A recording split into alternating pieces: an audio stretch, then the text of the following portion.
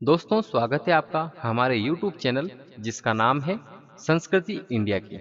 आज की इस वीडियो में हम बात करेंगे श्रावण पुत्रदा एकादशी व्रत के बारे में, जो कि 30 जुलाई 2020 गुरुवार के दिन आ रहा है और इसका शुभ मुहूर्त दिन के 12:33 से रात्रि 11:50 तक रहेगा।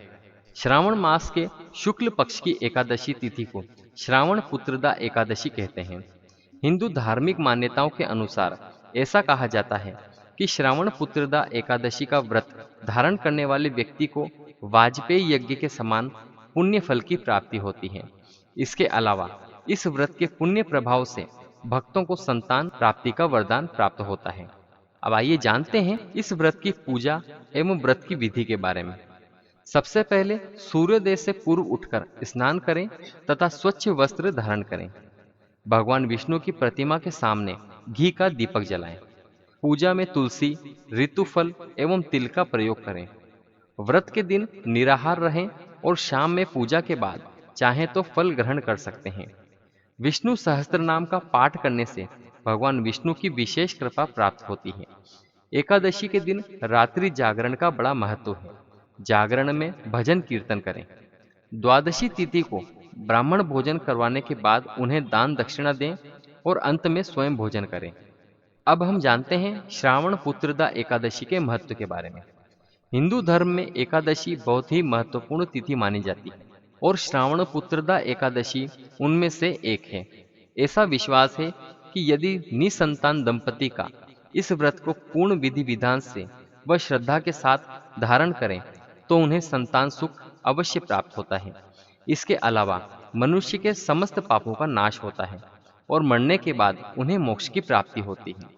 ये था श्रावण पुत्रदा एकादशी का महत्व।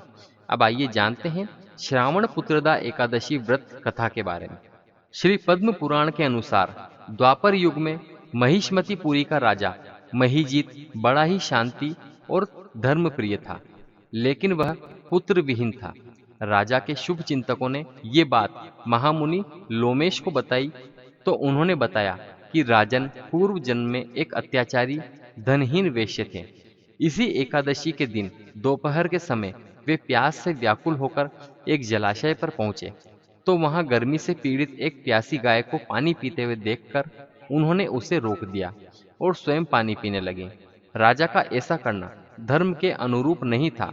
अपने पूर्व जन्म के पुण्य कर्मों के फलस्वरूप वे अगले जन्म में राजा तो बने, किंतु उस एक पाप के कारण संतान विहीन है।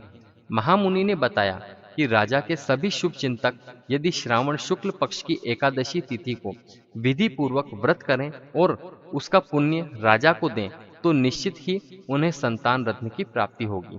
इस प्रकार मुनि के निर्देशानुसार प्रजा के साथ साथ जब राजा ने भी ये व्रत रखा तो कुछ समय बाद रानी ने एक तेजस्वी पुत्र को जन्म दिया।